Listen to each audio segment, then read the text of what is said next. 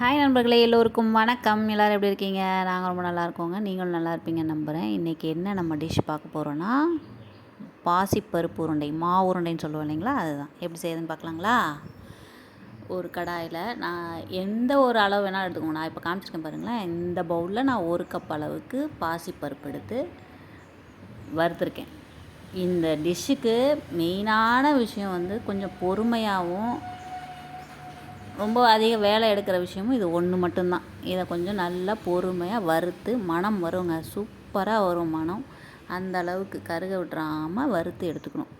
இதுதான் இதில் மெயினான விஷயமே. மற்றதெல்லாம் சும்மா ஈஸியாக முடிச்சுட்டு போகிற வேலை தான். அதனால் இதை மட்டும் கரெக்டாக பண்ணிவிடுங்க.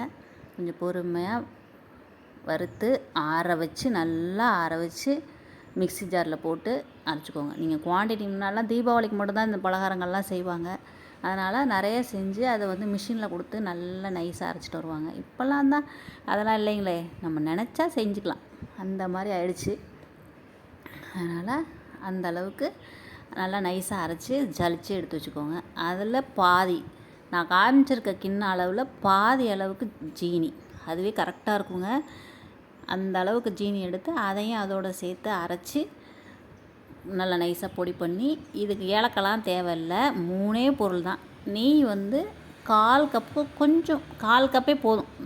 அதை நல்லா உருக்கி இதில் கலந்து எல்லா மாவுலையும் படுற மாதிரி நல்லா பிணைஞ்சிட்டு நல்லா அழுத்தம் கொடுத்து இந்த மாதிரி உருட்டினீங்கன்னா அழகான மாவு உருண்டை ரெடி. நீங்களும் செஞ்சு பார்த்துட்டு எப்படி வந்ததுன்னு எனக்கு கமெண்ட் பாக்ஸில் கமெண்ட் பண்ணுங்கள். பிடிச்சிருந்தா லைக் பண்ணுங்கள், சப்ஸ்கிரைப் பண்ணுங்கள். நல்லதே நினைப்போம், நல்லதே நடக்கும். கீப்